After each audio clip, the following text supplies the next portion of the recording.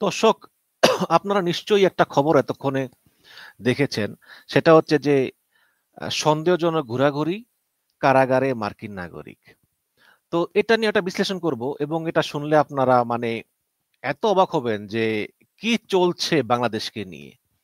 আমি একটু খুব সংক্ষেপে খবরটা পড়ি, তারপরে আমি ডিটেলস বিবরণ দেব। অনেক সময় নিয়ে আজকে কথা বলবো, আপনারা আশা করি শুনবেন। সেটা হচ্ছে যে রাজধানীর মিন্টো রোডের মন্ত্রীপাড়ায় গাড়িতে করে সন্দেহজনকভাবে ঘোরাঘুরির সময় আটক বাংলাদেশি বংশোদ্ভূত মার্কিন যুক্তরাষ্ট্রের নাগরিক এনায়েতুর করিম চৌধুরীকে, ৫৫ বছর বয়স, বিশেষ ক্ষমতা আইনে গ্রেপ্তার দেখিয়ে কারাগারে পাঠিয়ে দিয়েছে আদালত। তাকে কারাগারে পাঠিয়ে দেয়। তো যাই হোক, এখন আসামিকে উপস্থিত করে ৭ দিনের রিমান্ডে নিতে আবেদন করেন তদন্তকারী কর্মকর্তা পরিদর্শক মোহাম্মদ আজিজুল হাকিম। পরে ঢাকার মেট্রোপলিটন ম্যাজিস্ট্রেট দিলরুবা আফরোজ তিথি আসামিকে কারাগারে পাঠানোর আদেশ দেন এবং রিমান্ড শুনানির জন্য ১৫ সেপ্টেম্বর ধার্য করেন। আসামির বিরুদ্ধে রমনা থানায় হওয়া সাধারণ ডায়েরি সূত্রে জানা যায় যে শনিবার সকাল 10:30টায় রাজধানীর মিন্টু রোডের মন্ত্রীপাড়া এলাকায় একটি প্রাডো গাড়িতে করে সন্দেহজনকভাবে চলাচল করতেছিলেন আসামি এনায়েত করিম চৌধুরী। নামটা হয়তো অনেকের চেনা চেনা লাগতেছে যারা খোঁজখবর রাখেন। যারা রাখেন না তাদেরকে আমি বলবো একটু পরেই। এই সময় এই এনায়েত করিম চৌধুরীকে তার গাড়ি থামিয়ে জিজ্ঞাসাবাদ করা হলে তিনি কোনো সদুত্তর দিতে পারেননি। ফলে তাকে পুলিশ হেফাজতে নেওয়া হয়। এ সময় তার কাছে পাওয়া ২টি আইফোন জব্দ করা হয় এবং প্রাথমিকভাবে তার ফোন বিশ্লেষণ করে বর্তমান সরকারের বিরুদ্ধে ষড়যন্ত্রমূলক অনেক গুরুত্বপূর্ণ তথ্য পাওয়া যায়। জিজ্ঞাসাবাদ করা হলে তিনি জানান যে তিনি বাংলাদেশ বংশোদ্ভূত মার্কিন নাগরিক এবং গত ৬ সেপ্টেম্বর সকাল ৯টা ৫০ মিনিটের দিকে নিউ ইয়র্ক থেকে কাতার এয়ারওয়েজে করে ঢাকার হজরত শাহজালাল আন্তর্জাতিক বিমানবন্দরে অবতরণ করেন। আরো জানান যে তিনি একটি বিশেষ দেশের আমেরিকার গোয়েন্দা সংস্থা সিআইএ এর চুক্তিভিত্তিক এজেন্ট। বর্তমানে বাংলাদেশের অন্তর্বর্তীকালীন ইউনূস সরকার খুব নাজুক অবস্থায় আছেন এবং সেনাবাহিনীর সঙ্গে তাদের দূরত্ব তৈরি হয়েছে এবং এই সুযোগ নিয়ে এই এনায়েত করিম বর্তমান সরকারকে পরিবর্তন করে নতুন জাতীয় সরকার বা তত্ত্বাবধায়ক সরকার গঠনের নিমিত্তে কাজ করার জন্য তিনি বাংলাদেশে এসেছেন এবং তিনি গত ৬ এবং ৭ সেপ্টেম্বর সোনারগাঁ হোটেলে অবস্থান করেন। পরবর্তীতে গুলশানে বর্তমান ঠিকানায় অবস্থান করতে থাকেন। ইতিমধ্যেই তিনি সরকারি উচ্চ এবং নীতি নির্ধারক পর্যায়ের একাধিক কর্মকর্তার সঙ্গে এবং বিভিন্ন রাজনৈতিক দলের প্রভাবশালী নেতা, ব্যবসায়ী মহলের সঙ্গে গোপন বৈঠক করেছেন বলে জানিয়েছেন এবং তিনি বলেছেন যে আমেরিকা বর্তমান অন্তর্বর্তীকালীন সরকারের কাজকর্মে হতাশ, এই কারণেই আমাকে পাঠিয়েছেন, কারণ আমি সিআইএ এর এজেন্ট। সুতরাং আগামী ২১ অক্টোবর সুপ্রিম কোর্ট যেই তত্ত্বাবধায়ক সরকার বাতিলের রায় রহিত করবেন, এই উপলক্ষে তত্ত্বাবধায়ক সরকার ব্যবস্থা যদি পুনঃপ্রতিষ্ঠিত হয় তখন সেনাবাহিনী সমর্থিত নতুন জাতীয় সরকার গঠিত হবে এবং নতুন এই সরকারে কারা অংশগ্রহণ করবেন, সরকার প্রধান কে হবেন, এটা আমার মাধ্যমে এনায়েত করিম বলতেছেন তার মাধ্যমে আমেরিকা নির্ধারণ করে দেবে বলে জানান এবং তিনি বাংলাদেশের বর্তমান প্রেক্ষাপটের আলোকে সরকারি বেসরকারি ও ঊর্ধ্বতন কর্তৃপক্ষের বর্তমান অবস্থান এবং বিভিন্ন রাজনৈতিক দল নেতাদের তথ্য সংগ্রহ করে সেই সিআইএ এর কাছে আমেরিকার সিআইএ এর কাছে হস্তান্তর করতেন বলে জানান। মামলায় বলা হয় আসামি এনায়েত করিম চৌধুরী বর্তমানে বাংলাদেশের বৈধ অন্তর্বর্তীকালীন সরকারকে উৎখাত করার জন্য অন্য দেশের গোয়েন্দা সংস্থার এজেন্ট হিসাবে বাংলাদেশে এসে জননিরাপত্তা এবং সার্বভৌমত্ব বিনষ্ট করার প্রচেষ্টা লিপ্ত আছেন, যা ধর্তব্য অপরাধ। ভালো কথা। এখন প্রশ্ন হচ্ছে যে আসলেই কি এনায়েত করিম ওরফে মাসুদ, তার কিন্তু আটানা মাসুদ করিম, তিনি কি আসলেই আমেরিকার সিআইএ এর এজেন্ট? আর আমেরিকা কি আসলেই ডক্টর ইউনূসকে পছন্দ করে না?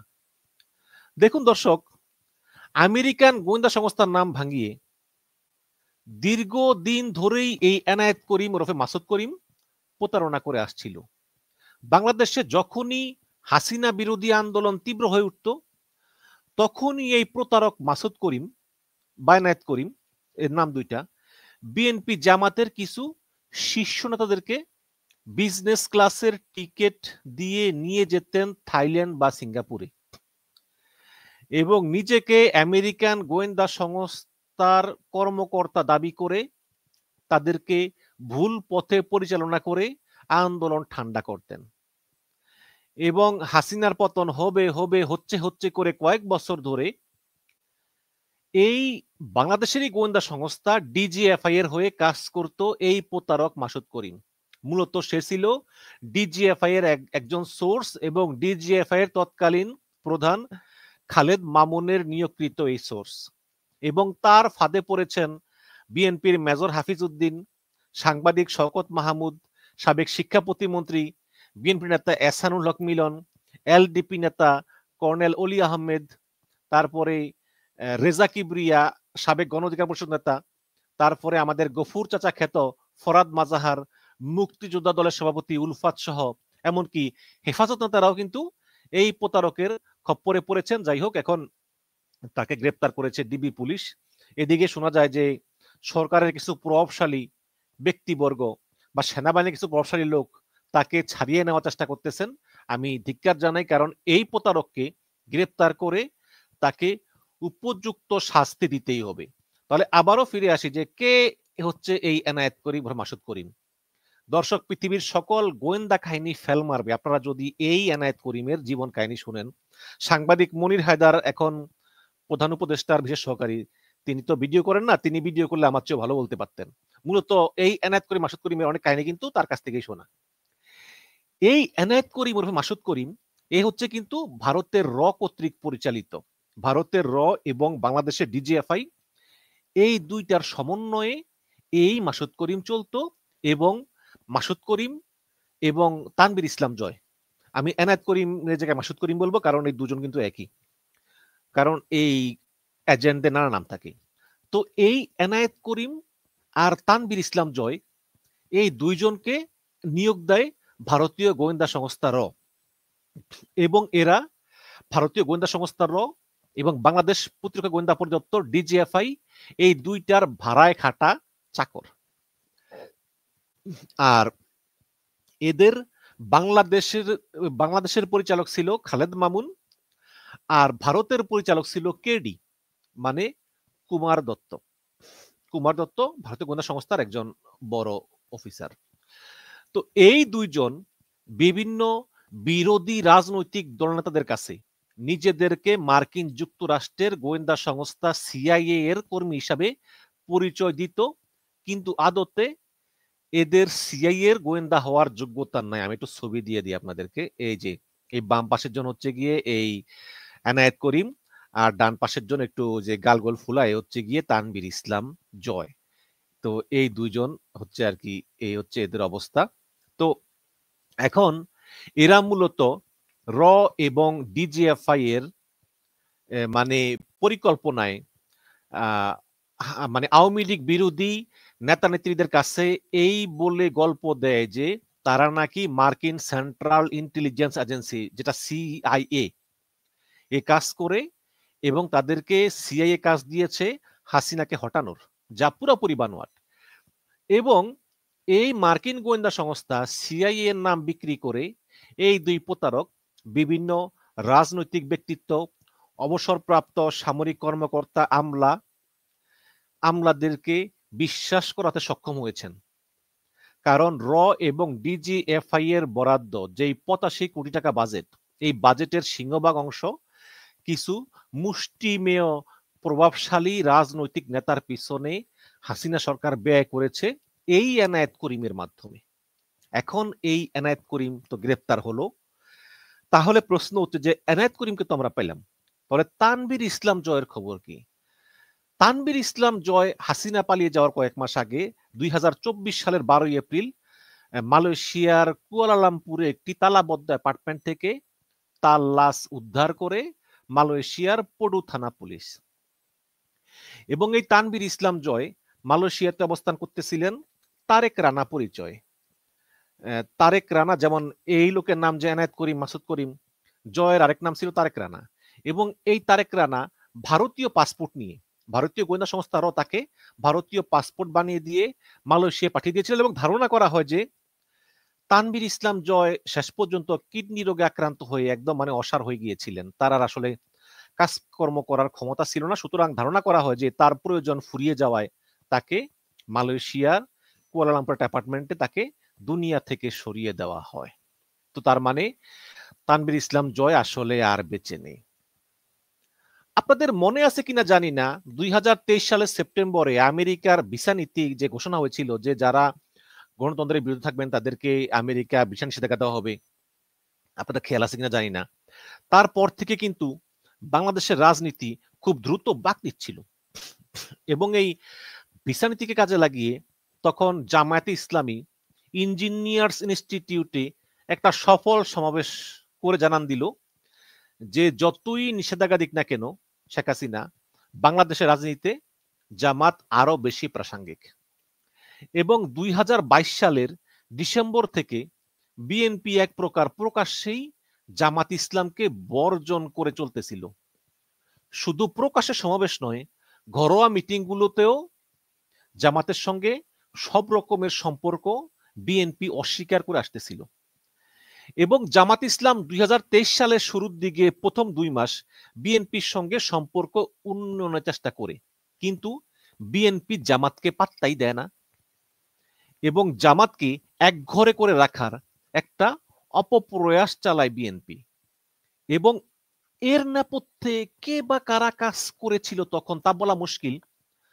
তবে আমার জানা মতে এবং বিভিন্ন সোর্স থেকে প্রাপ্ত তথ্য মতে বিএনপির মধ্যে থাকা বামপন্থীরা মূলত এই প্রচেষ্টা চালিয়ে যাচ্ছিল এবং এর পেছনে কলকাঠি নাড়েন এই এনায়েত করিম ওরফে মাসুদ করিম এবং এই এনায়েত করিমের কাছের বিএনপি নেতাদের মাধ্যমে তিনি জামাতকে জোট থেকে বাদ দিয়ে জামাতের পরিবর্তে জাতীয় পার্টি এবং গণ অধিকার পরিষদকে বিএনপির কাছে টানার চেষ্টা করেন।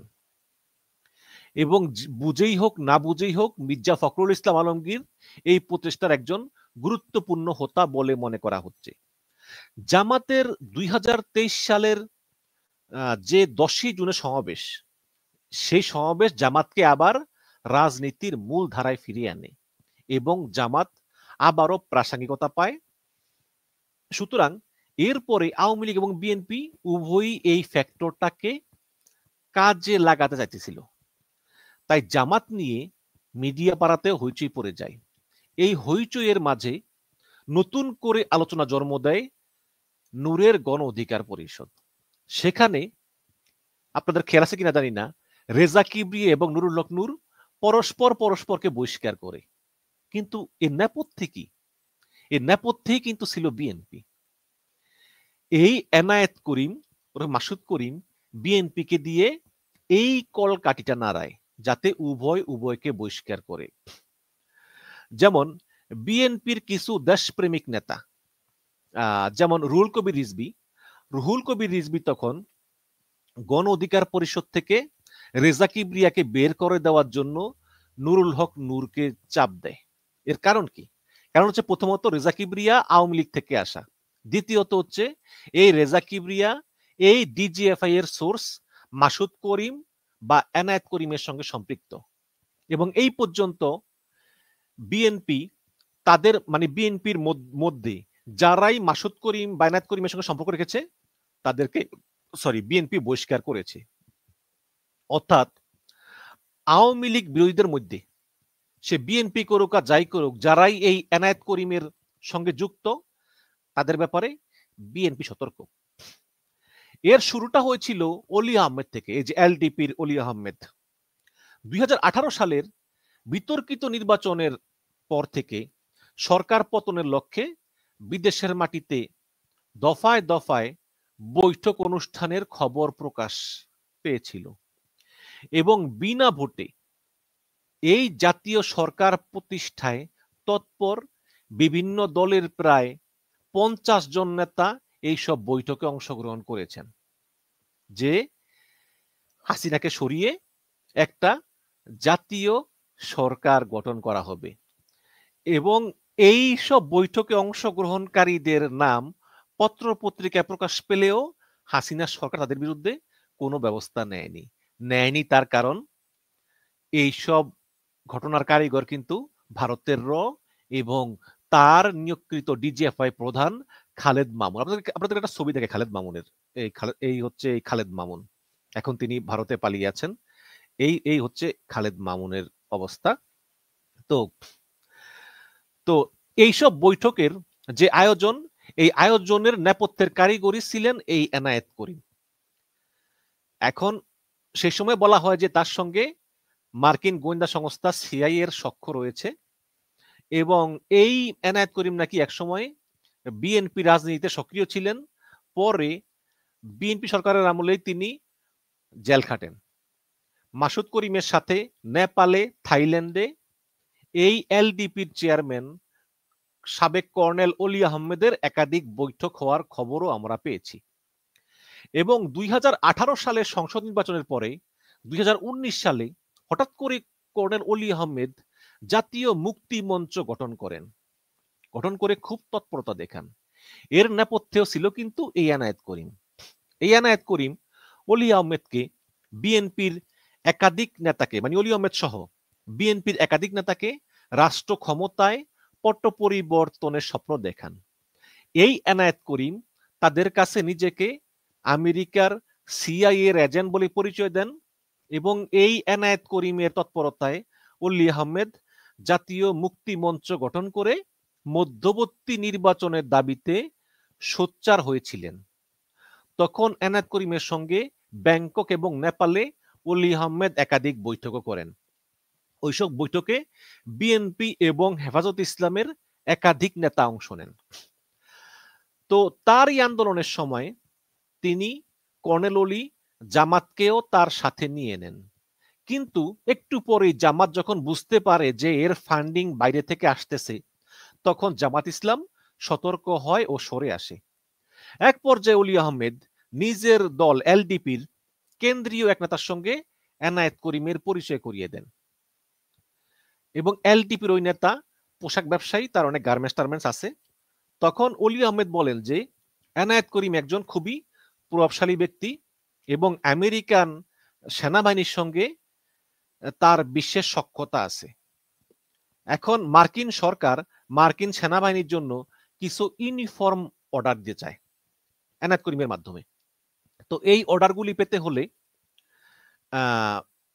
এই তার যে গার্মেন্টসটা আছে, মানে এলডিপির ওই নেতার, সেই গার্মেন্টসটা মার্কিন ডিফেন্স লজিস্টিকের তালিকাভুক্ত করতে হবে।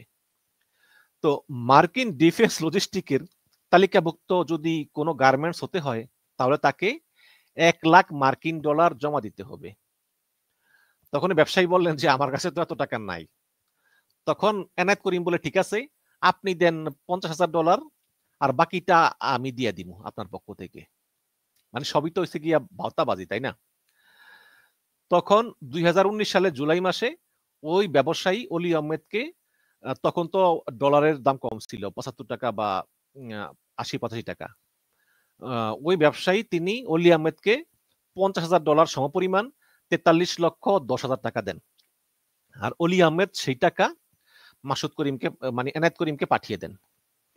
কিন্তু দিনের পর দিন ফোন করার পরেও সেই এনায়েত করিম ফোনও ধরে না, আর আমেরিকান সেনাবাহিনীর কোনো পোশাকের অর্ডারও ওই ব্যবসায়ী আর পাননি। পরে এই ব্যবসায়ী বলতেছে অলি আহমেদকে যে আমার টাকা ফেরত দেন, না হলে আমি আপনাকে আপনার মুখোশ ফাঁস করে দেব। এক পর্যায়ে বাধ্য হয়ে অলি আহমেদ 3টা চেকে টাকা ফেরত দেন, এবং পরে ব্যবসায়ী এলডিপি ছেড়েই চলে যান। এবং ওই ঘটনার পর কিন্তু অলি আহমেদ একদম চুপচাপ ছিলেন। গত সংসদ নির্বাচনের পর বিএনপি যখন, মানে খুবই খারাপ অবস্থা বিএনপির 18 সালের নির্বাচনের পর আর কি, তখন 19 সালের জুনে এই এনায়েত করিমের পরামর্শে জাতীয় মুক্তি মঞ্চ গঠন করেন অলি আহমেদ। তিনি মধ্যবর্তী নির্বাচন এবং বিএনপি চেয়ারপারসন খালেদা জিয়ার মুক্তি দাবি করেন এবং দুটি দাবি তখন খুবই জনপ্রিয় হয়। কিন্তু একটা জিনিস খেয়াল করেন যে বিএনপি চেয়ারপারসন বেগম জিয়ার মুক্তি দাবি করেন, আবার মধ্যবর্তী নির্বাচন চান, কিন্তু বক্তৃতায় তিনি এমনভাবে কথা বলেন যে বিএনপি নেতৃত্ব ব্যর্থ, বিএনপি আসলে একটা অধর্বদের দল, বিএনপি কিছুই করতে পারেনি, এই রকম করেন। এখন জনপ্রিয় হলেও আবার মানে বক্তৃতায় বিএনপির সমালোচনা শুরু করেন। তো এগুলো শুনেই বিএনপি সতর্ক হয়ে যান। এক পর্যায়ে দলের নেতাকর্মীরা মানে বিএনপি নেতাকর্মীদেরকে এই কর্নেল অলির মুক্তি মঞ্চের কর্মসূচি এড়িয়ে চলতে বলা হয়। এবং এই এনায়েত করিম যখন দেখলো যে বিএনপি এবং অলি আহমেদের সাথে সম্পর্কের মধ্যে একটা তিক্ততা তৈরি হয়েছে এবং অলি আহমেদকে দিয়ে আসলে কাজ হবে না, তখনই অলি আহমেদকে টাকা দেওয়া বন্ধ করে দেন এই এনায়েত করিম, এবং এটাই ছিল এনায়েতের অ্যাসাইনমেন্ট। তো 2019 এবং 20 সালের ডিসেম্বরে ঢাকায় আচমকা দুইটা বড় জামায়াত হয়। দুটো কর্মসূচিতেই হঠাৎ ঢাকা অবরোধ করে প্রায় কয়েক হাজার লোক বিক্ষোভ শুরু করে। প্রথমটা হয় 2019 সালের 5 ডিসেম্বর, হাইকোর্টের সামনের বিক্ষোভে খালেদা জিয়ার মুক্তি দাবি জানানো হয়, এবং 2020 সালের ডিসেম্বরে প্রেস ক্লাবের সামনে বিক্ষোভের সুর ছিল সরকারের পতন। একাধিক সূত্র জানায় যে দুটি বিক্ষোভেই সংগঠকরা কর্মীদের ধারণা দিয়েছিলেন যে তোমরা বিক্ষোভ শুরু করো, তোমরা বিক্ষোভ শুরু করলেই বিভিন্ন দিক থেকে লাখো লাখো মানুষ যুক্ত হবে এবং সেখান থেকেই রাজনৈতিক পট পরিবর্তন সূচনা হবে এবং হাসিনা পালিয়ে যাবে। কিন্তু আসলে বাস্তবে এরকম কিছুই হয়নি। তো এই দুই কর্মসূচির পেছনে বিএনপির ভাইস চেয়ারম্যান মেজর হাফিজ সহ বিএনপির একাধিক নেতা, এহসানুল হক মিলন সহ একাধিক নেতার যুক্ত থাকা তথ্য পাওয়া যায়। এতে আর্থিক সহায়তা দেন বিএনপির এক ধনাঢ্য নেতা, যিনি 2019 সালের শেষ দিকে বিএনপি থেকে ইস্তফা দেন। এই দুই কর্মসূচির সঙ্গেও এনায়েত করিম এবং ভারতীয় গোয়েন্দা সংস্থা রয়ের সম্পৃক্ততা ছিল বলে জানা যায়। এবং এর রেশ ধরে আপনারা জানেন যে দলের ভাইস চেয়ারম্যান হাফিজউদ্দিন আহমেদকে সতর্ক করা হয় এবং আরেক ভাইস চেয়ারম্যান শওকত মাহমুদকে দল থেকে বহিষ্কার করা হয়। এবং শওকত মাহমুদ স্বীকার করেছিলেন যে তিনি এনায়েত করিমকে চেনেন, এনায়েত করিম একজন গুরুত্বপূর্ণ ব্যক্তি, তার ভালো আন্তর্জাতিক যোগাযোগ আছে। এবং বিএনপি থেকে বহিষ্কার হয়ে শওকত মাহমুদ ফরহাদ মাজারের সঙ্গে ইনসাফ কায়েম কমিটি নামে নতুন একটি সংগঠন আত্মপ্রকাশ করেন এবং ঢাকার বনানীর অভিজাত শেরাটন হোটেলে এটার আপনার উদ্বোধন অনুষ্ঠান হয়। এবং এই সব খরচ দিয়েছিলেন এই এনায়েত করিম ওর মাসুদ করিম, এই ফরহাদ মাজারকে খরচ দিয়েছিলেন এই ইনসাফ কায়েম কমিটি করার জন্য। এবং এই ইনসাফ কায়েম কমিটি থেকেও বিএনপি খুব সতর্ক অবস্থানে ছিলেন। তো ঢাকায় বড় ধরনের বিক্ষোভ আয়োজনের লক্ষ্যে থাইল্যান্ডের রাজধানী ব্যাংককে 2022 সালের ফেব্রুয়ারিতে একটা বৈঠকে অংশ নেন এই এনায়েত করিমের সঙ্গে হেফাজতে ইসলামের যুগ্ম মহাসচিব মনির হোসেন কাসেমি। তিনি 2018 সালে জাতীয় সংসদ নির্বাচনে নারায়ণগঞ্জ 5 আসন থেকে জমিয়তে উলামায়ে ইসলামিয়া থেকে 20 দলীয় জোটের প্রার্থী ছিলেন। এবং প্রথম আলোকে তিনি বলেছেন যে আমার পিতা নূর হোসেন কাসেমি হুজুরের নির্দেশনায় আমি ব্যাংককে গিয়েছিলাম, কিন্তু সেখানে যাওয়ার পর এনায়েত করিমের কথাবার্তা এটাকে আমার কাছে কার্যকরী কিছু মনে হয়নি। রাজপথে যখন আমাদের নেতাকর্মীদেরকে পুলিশ দাঁড়াতেই দিচ্ছে না, ঠিক তখনই কোনো ঘোষণা ছাড়াই 19 সালের 5 ডিসেম্বর বেগম জিয়ার মুক্তির দাবিতে হাইকোর্ট প্রাঙ্গণে কয়েকশো লোক বিক্ষোভ প্রদর্শন করে আদালত সংলগ্ন এলাকায় তীব্র যানজট সৃষ্টি হয়, গাড়ি ভাঙচুর হয় এবং নজিরবিহীনভাবে দায়িত্বরত পুলিশ নীরব ছিল, কোনো কথাই বলেনি। ঠিক একইভাবে 2020 সালের 13 ডিসেম্বর ঢাকার পল্টন মোড় মুক্তাঙ্গন এলাকায় 1000 লোক আকস্মিক অবস্থান গ্রহণ করে এবং হাসিনার পতনের ডাক দেয়। সেখানেও পুলিশ নীরব দর্শকের ভূমিকায় ছিল। এবং 27শে মার্চ তারপরের বছরের পেশাজীবী সমাজের ব্যানারে প্রেস ক্লাবের সামনে কয়েক হাজার লোক দিনব্যাপী অবস্থান গ্রহণ করে আশেপাশের এলাকায় যানজট সৃষ্টি হয় এবং হাইকমান্ডের অনুমতি তোয়াক্কা না করেই বিএনপির কিছু নেতা এই কর্মসূচিতে অংশগ্রহণ করেন। অপরদিকে বিএনপির হাইকমান্ড নিজস্ব দলীয় চ্যানেলে বিএনপি নেতাকর্মীদেরকে এইসব কর্মসূচি বর্জনের নির্দেশ দেয় এবং এই কর্মসূচিগুলো ছিল খুবই মারমুখী। কিন্তু রসের ব্যাপার হলো যে পুলিশ একটি কর্মসূচিতেও বাধা দেয়নি, কাউকে গ্রেপ্তার বা কারো বিরুদ্ধে মামলাও করেনি এবং এই কঠোর কর্মসূচিগুলো সফলভাবে পালনের ফলে এক শ্রেণীর বিএনপি নেতাকর্মীদের মধ্যে সরকার পতন আন্দোলনের ব্যাপারে যে মূল নেতৃত্ব তাদের আন্তরিকতা নিয়ে সংশয় দেখা দেয়। মানে বিএনপির এক নেতাকে আরেক নেতার বিরুদ্ধে লাগিয়ে দেয়। যেমন মির্জা আব্বাস মনে করে মির্জা ফখরুল সরকারের দালাল, মির্জা ফখরুল মনে করে মির্জা আব্বাস সরকারের দালাল এবং এই সব কলকাঠি নারে এই এনায়েত করিম। এই তো তারা কৌশলে সরকারের পক্ষ হয়ে সরকার হটানোর নামে মূলত বিএনপির বিরুদ্ধে ষড়যন্ত্র করেছিল এবং এই এনায়েত করিমের উদ্দেশ্যই ছিল যে বিএনপি সব বিরোধী দলগুলোকে বিচ্ছিন্ন এবং বিক্ষিপ্ত করে মূলত হাসিনার হাতকে শক্তিশালী করা। এর জন্য অলি আহমেদ, বিএনপির কয়েক ডজন নেতা, হেফাজতে ইসলাম, তারপরে এহসানুল হক মিলন, সর্বশেষ রেজা কিবরিয়াকে হাত করেছিল এনায়েত করিম এবং এই এনায়েত করিম বাংলাদেশিদেরকে নিয়ে ব্যাংককে, কাঠমান্ডুতে বেশ কয়েকটি সম্মেলনের আয়োজন করেছিল। এই তো তিনি এই মার্কিন গোয়েন্দা সংস্থার পরিচয়ে বিভিন্ন বিরোধী দলের নেতাকে বিভ্রান্ত করলেও তিনি আসলে এই বাংলাদেশ সরকারি গোয়েন্দা সংস্থা ডিজিএফআই এর paid agent major general Khaled Mamun. তিনি শেখ হাসিনা সরকারের ডিজিএফআই এর মহাপরিচালক থাকার সময় কিন্তু মাসুদ করিমকে তিনি রিক্রুট করেন।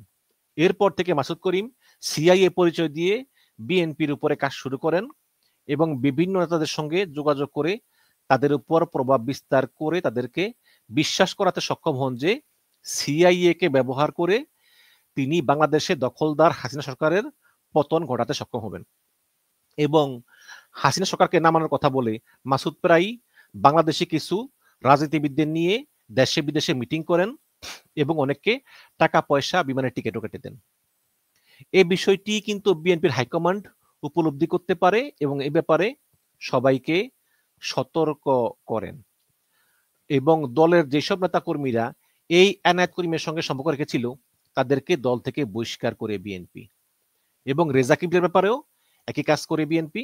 নুরুল হক নূরদের বিএনপি বোঝাতে সক্ষম হয় যে এই এনায়েত করিম একজন সরকারি গোয়েন্দা এবং বিরোধী দলকে মিসগাইড করাই তার কাজ। এই কারণে রেজা কিবরিয়াকে সতর্ক করতে বলে নূরদের এবং নূর রেজা কিবরিয়াকে বলেন যে আপনি ব্যাখ্যা করুন কেন আপনি এনায়েত করিমের সঙ্গে মিটিং করেছিলেন। এই প্রশ্নে রেজা কিবরিয়া বিষয়টি এড়িয়ে যান। রেজা কিবরিয়া পাল্টা বলে নূরকে যে তুমিও তো মোসাদের মেহেন্দি সাবিদের সঙ্গে বৈঠক করেছিলে। এর পরিপ্রেক্ষিতে রেজা কিবরিয়াকে দল থেকে সরিয়ে দেয় গণ অধিকার পরিষদ। তো বর্তমানে যেহেতু আপনার আরেকটা কথা বলি, সেটা হচ্ছে যে আপনাদের খেয়াল আছে 2023 সালের 28শে অক্টোবর বিএনপি ঢাকা শহরে প্রায় 15 লক্ষ লোকের জমায়েত করে। তখন পুলিশ সেই বিশাল মহাসমাবেশকে ছত্রভঙ্গ করে দেয়। ছত্রভঙ্গ করে দেওয়ার পরে তখন বিএনপি অফিসের ভিতরে এই যে সাবেক সেনা কর্মকর্তা চৌধুরী হাসান সরোয়ার্দী তিনি এক ব্যক্তিকে নিয়ে বিএনপির অফিসে বসেন। সেই ব্যক্তি তার নাম হচ্ছে মিয়ান আরেফিন। তিনি নিজেকে বাইডেনের উপদেষ্টা পদে পরিচয় দেয়। পরিচয় তিনি বলেন যে আজকে আওয়ামী লীগ যা করলো আমি এটা বাইডেনকে গিয়ে বলবো, বাইডেনকে গিয়ে আমি নালিশ দেব এবং বাইডেন তখন হাসিনার বিরুদ্ধে কঠিন পদক্ষেপ নিবে। আমি ছবিটা দেখাই।